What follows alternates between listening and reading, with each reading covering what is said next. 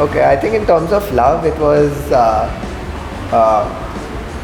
We were not expecting that to happen, and it was just very impromptu. I think we became really good friends first. So our journey of love began with a good friendship, and. But I think like a milestone would be when we got our first home together. No? Yes. Yeah, I think that's definitely. when we properly nested. Yes, You know, for the that first is, time. but we also ended up doing our flying training together. So at that point in time, we lived together for a year almost. Yeah, so that was also an important milestone. Yeah. Because I think we realized that we can live with each other. I think so important. So even before we moved into our own home, I think that was a very we had a important good practice. milestone. So that was that. I think that would be a milestone as such because. In love as and well. I think definitely when we switched industries, I think we definitely pushed the boundary, right? So for me, because I've studied fashion, I switched from fashion to doing flying training. My dad was a pilot. I mean, I finished my flying training. I had my commercial pilot's license. I was already in the midst of giving exams, things like that. So it to switch then was a big thing. You know, even for me, I was not sure. And I think there was a lot of apprehension also. In general, I think everyone around me was pretty supportive in that sense, but photography was always a hobby, and I kind of knew that if I'm going to do this, I know I will do it well. You know, so I think I went with that determination, and I went to Vancouver and I studied there for a year.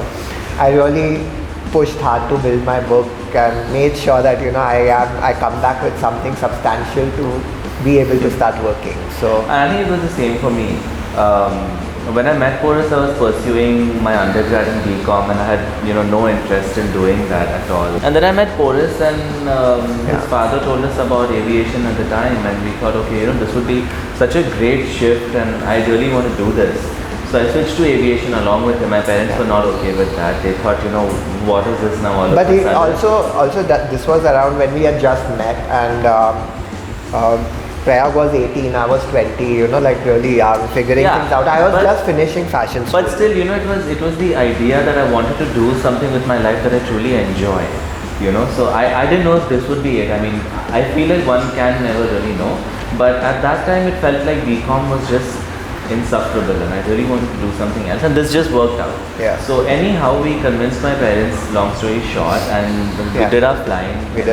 So Prayag would also, like, when I was in fashion school, I would send him all my creative projects that I used to do. Photography school. When I was in photography school. So confusing, I've done so much.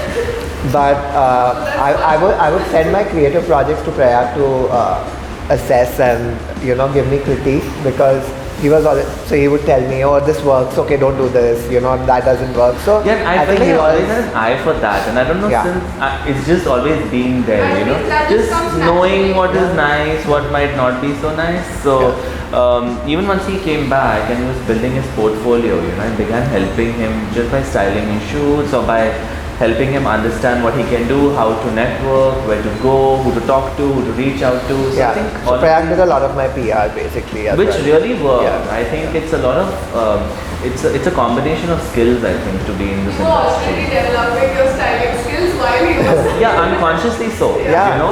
But thankfully at that point in time we were already living together in our house in Bombay, and I was like, while you're waiting to do flying, why don't you consider doing some creative projects on the side if you want to, and if you enjoy it, then I mean, you never know what comes out of it. So I just really began doing it in a very casual sense, just styling. Yeah, we would just do creative projects together. That's there was nothing. I mean, the plan was to still go back to the airline and give the entrance and whatever. But then I began to realize that there was a lot of interest being generated in the work that we were doing. Something very and I was still very apprehensive. I was very scared more than anything else, because I also didn't know how this would work out, and of course I haven't studied fashion or assisted anybody or anything of that sort, and it was literally learning the ropes on every shoot. Yeah, so people started recognizing our work as a duo, and it was very, it was not a planned sort of a thing that we want to work as a duo. It was just that we both started out together, and it was very organic, So our work was very symbiotic, I feel, our work relationship. Projects like separately as well. Yeah, yeah. Yes, Quite of a few. course. Quite a few. Yeah, quite a few. But we extensively work. Yeah. So I always tell people we don't exclusively work together. We extensively work together. Yeah. What is it like in terms of, so when we say how does your art shape your identity? There is a vast difference in the way we perceive our work or way we see certain Because I think things. also your circumstances in life change, you age through time, experience, travels, we You see lived new abroad, we things, lived in yeah. Canada for 3 years. Exactly. I think that changes us people fundamentally. So, But for me, I think my art basically, or how it inspired me or my life in general was also I really enjoyed interacting with people or getting to understand body language or how I had certain ideas or vision of the way I see people, or way I would like to imagine a person in a certain scenario, so things like that, and when I would actually see it come to life in front of the camera or be able to capture the vision that I had, and be like, okay, this is I think those moments were really, really like fulfilling. Was there any particular instance or anything that made you self-reflective or something, any shoot or anything where you found your own style maybe? I think I always knew what I liked from the beginning. I just didn't know how to maybe articulate it in terms of my work. So, and also because I think what we imagine versus how it really turns out are two very different things. So I think it's about how well you articulate your vision into your work or your art.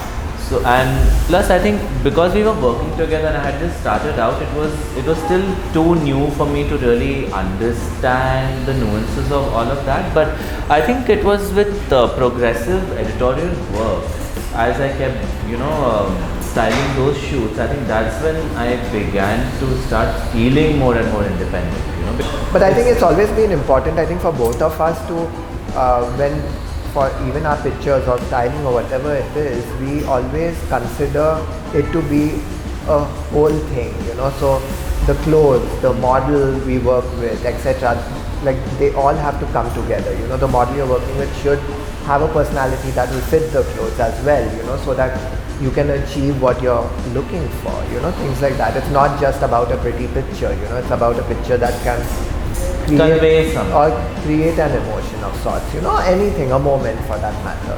When you started off as stylists and shifted gears into fashion, did having each other help during that time? I mean, I don't know how it would be to not have each other, so I can't say, but I mean, I think it's definitely been a huge boon to have each other. I know that.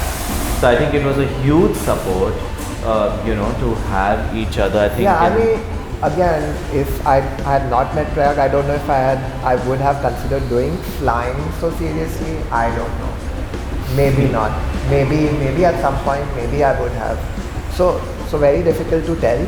But I think in general, when it comes to work or having the confidence to be able to switch careers or pursue whatever we did, there was always that yes, you can do it sort of thing, Because also relationship is about that, right? It's a space for individuals to grow and support each other through their respective journeys of life. So I don't think it's really about anything else, but I think like personally for me it was a very big support to have Porus. I mean through flying and even through fashion.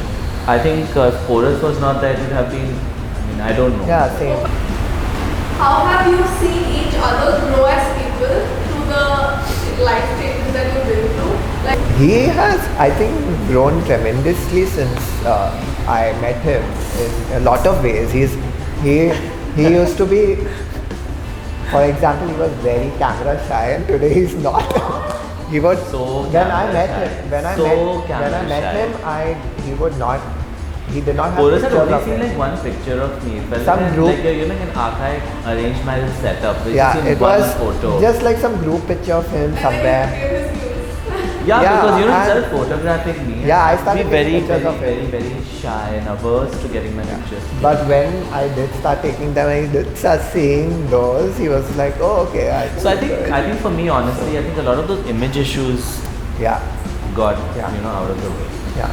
So that I think I've seen him grow through that, of course, and many other things as well. But Like like just emotionally, and Prayag was more, I don't know, not, I wouldn't say like, you were more, Gussa. not gussa, like, I don't know, what's the right word? Very hyper, but all of that, I think you've like toned down. I think you've become a little more, and like you said, you're more diplomatic now. Age. Not only age, I think also experience. To understand the situation and Yeah. So I thought, adjust the yeah, game. I taught him that. Yeah, And he taught me how to be more vocal. So It comes to you. yeah, definitely. I think I definitely, I've seen Porus become more vocal, as he said. I think from the beginning to now, especially in terms of speaking about what he likes and doesn't like, and being very direct about it, which I think is so important. So I always try to tell Porus that we need to speak and ask or state what we want. That's something at least that I have done, and I always tell Porus to do, and he does that. Yours was an inspiring story of love at a time it wasn't as socially acceptable. Like, what gave you the strength to put yourselves out there, and how did you deal with it? Any advice that you want to give to people struggling with their identity? I think we have been very lucky that all our friends have always been very supportive of us. We have not faced any, sort of negative reinforcement or any sort of opposition from friends. But I think in terms of family, I think Porus's family was quite supportive about Porus being gay and even about us being together. For my parents, it was quite a bit of a challenge to accept and to reconcile with. And fair enough, I think at the time I was very angry with them and I expected them to understand, but then I realized that's not fair because every person comes from their own conditioning. So I decided to approach them with compassion and give them space. And so I told. So mature of you at that time. It came over time. Yeah, Yes. yeah, because It was like over I said, time. initially I was very angry and upset with them. But with time, as the years went, I realized that no, it's okay. Everyone has their own. And also, I come from an army background, right? So it's so everything is so regimented, it's so proper, and be that as it may, I mean, this is just how it was. And But I think we decided to live as authentically as possible since we started. yeah, seeing each I mean other. that was never wrong. So there I was don't no think other there was option. ever reason to hide it or like feel awkward about it. But other than that, I think we've always lived very openly as a couple. No, I mean, I couldn't bear the idea of having to conceal my identity, conceal my life, because I just didn't see the point. And I honestly never, and I never felt like I need to make space for others at the table and excuse myself, because why should I? But what we also realize is that when we start living like that, and because a lot of these fears are in our head as to what others will perceive us as, when you stop doing that and you just be like, okay, this is my partner, this is my husband, most people just accept it. Because I mean, the sensationalism is gone. Right? Yeah, there is. It's not like, nothing oh, to I'm it. gay, and Yeah. why? I mean, it's a part of my identity, and it is what it is. There is nothing so exclusive about it. I've never perceived it like that. And the conversation always begins with us. It always begins with us and how we share something or how we, talk about something. I think our sexuality is not up for discussion for anyone. What is there to discuss? There's we don't nobody- discuss nobody heterosexual does. people and their sexuality. What is there to discuss? And what is the need to, I don't know, like be so apologetic about it? Like there is no need to. I mean, you are with someone and you share your life with someone. That is what it is. Even when we started living together, and we had our domestic workers at home, and they would ask us questions sometimes, as to are we married or whatever. We were very blatant and we told them that we are together and we are married and this is what it is. And when you're so blatant and direct with people, they have no option but to accept what you're saying, because there is no scope for them to have any other opinion. And even if they do, that's their prerogative, but it just does not come out in front of us. Yeah. Their opinion. Yeah. Yeah. Their perspective. So- And it's discuss. And especially for me, going through school where I was bullied for my orientation or not, or being effeminate or whatever it was, it really got to me when I felt like I just cannot become insignificant and quiet, and I cannot, and I tried at that age to be different or to like fit in, and there was this whole compulsion to fit in. Everybody expected you to fit in and fall in line, and I thought, no, I can't do that anymore. And what is the point, because this is my life, and if people can't accept it, that's too bad. It's not up for discussion or negotiation. I think your safety always matters first. Yeah, that true. is something I always say. Every family dynamic for each Or every person's circumstances are individuals is very different, and you have to assess that no matter what. But if you're solely thinking how would others perceive me if I come out, be ready whenever you are ready, whenever you're comfortable. There is no hurry, there is no pressure in wanting to do that. Feel comfortable and do it when you're ready to do it, and be open and live unapologetically, and that's it. I think that is what is most important. No matter what you're doing, don't do things which are eventually going to hurt you, at the end of the day. That is what it should be. Yeah, I think just make authentic choices. I think that's the main thing. And I think even for me personally, it was the same thing. I think once we started talking about ourselves, even online or even through work or whatever it was, I eventually told my parents that I'll keep coming and meeting you, but Porus is a part of my life. And you cannot accept me on a conditional basis. You have to accept me with the whole package, right? You can't say, I like only this much about you and not this much. I said, because if I do that to you as my parents, that's not fair. I have to accept you the way you are. I can't say that I only like this about my father, so I only want to see this side. It doesn't make sense. So I think my parents also took some time, and finally they reconciled, and now we are very cordial, good terms. They met Porus this time when we came. So I think I appreciate their effort also. I don't think it's easy for them to overcome their conditioning at their age and where they are in life. So I think for me it was a complete non-negotiable. Like, I did not want to disrespect myself and by extension my partner, because my partner is a part of my life. It's just basic respect for any individual, and that's all it was. It was nothing else. You're just demanding something really basic, just respect. That's it. For your career that you would like to share for someone who's just beginning out? I think when you're starting out, just know that you're enjoying what you do, and keep creating work. I think that should maybe become your identity at the end of it. Don't be hard on yourself. Don't be hard on yourself, of course, but totally okay to make mistakes.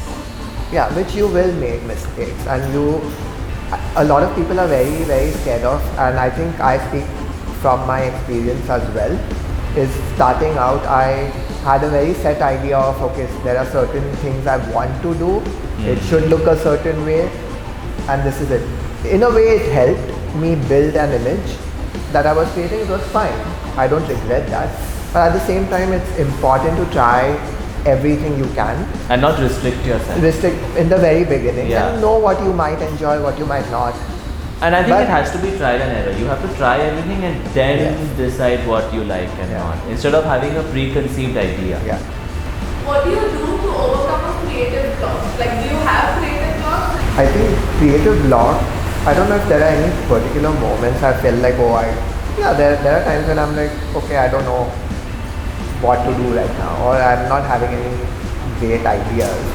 But I think the best way to approach it is just take yourself out of that, like if it's something to do with a creative idea, just look around you. I think there's so much inspiration in general, and you don't always have to constantly keep your mind active in that sense. Sometimes ideas will just come to you, so don't be hard on yourself, I'm like, if there's a creative block, it's fine. You don't have to be creative all the time. I feel like with me, ideas come out of the blue, like suddenly from, I don't even know from where, it just comes. And it's very random, you know, and so I don't usually get very perturbed if I'm not feeling creative, because I don't have to feel creative all the time. I think I just carry on with my routine and my daily activities that I enjoy and keep me centered, and I think for me that's more important. I think to be able to do other things besides work or speak about work, things like that, you know, you don't want to be doing that all the time. There are so many other things to do. I enjoy, I mean, when I was in Vancouver, especially Toronto. Sorry, I'm like, I mean, so many places. Yeah, I have. So, when I was in Toronto, and then we were in Toronto, I used to cook, you know, and I enjoyed cooking. Okay, that I didn't like. I had to do like Prayag, the vessels every day. Yeah, which I did. But you got to eat food at home. Yeah, that's true. Okay, I'm grateful, but I so yeah, things like that. Yeah, it's I little spicy. Of course. Little. For you, really. It was good. Anyway. Chai was excellent. Continues to be excellent. No doubt about that. Yeah. My chai is excellent. Chai is excellent. I think that is a ritual we follow every day, that we have to have chai. Yeah, whenever possible we do. How did you embrace your most authentic self? I think different episodes of life, I think, develop the level of authenticity. And I think that constantly evolving as a person, learning from your experiences, people, that is what is living your authentic self, because that is where you are leaving room for improvement constantly in your life. So I think it was different episodes through our life.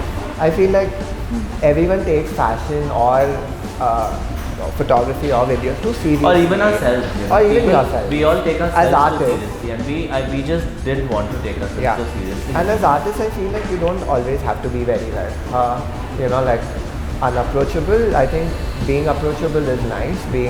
People being able to relate to what you're doing, or just have a laugh at your expense as well. And sometimes that's okay. And that's perfectly okay, and that's the point of us creating these videos, is also to come out of our comfort zones and do things where we feel okay for other people to think that what we are doing is funny, or laughing at us, or whatever. Or thinking whatever matter. they want. That's totally okay. Second. So what does Aroka mean to you, and how does wearing our clothes make you feel? I mean, we are wearing Aroka right now. Yeah, so I think first words, luxurious, confident. And that t-shirt was the best thing ever. So much character, I feel. So much character in the clothes. Yeah. You know? So if it's comfortable and it looks great, that's perfect. You know. So it can transform my mood. That and the fit. Yeah. Two very important things. So yeah. But I think for me it's most important to feel good in what I wear, and I think for me Aroka is synonymous with that. I feel good, and I feel luxurious, but in a very everyday way. It doesn't feel like it only has to be worn for an occasion. It's very approachable, but it has this very statementy quality in it, which I think is so good and so rare, right? So I think it has both.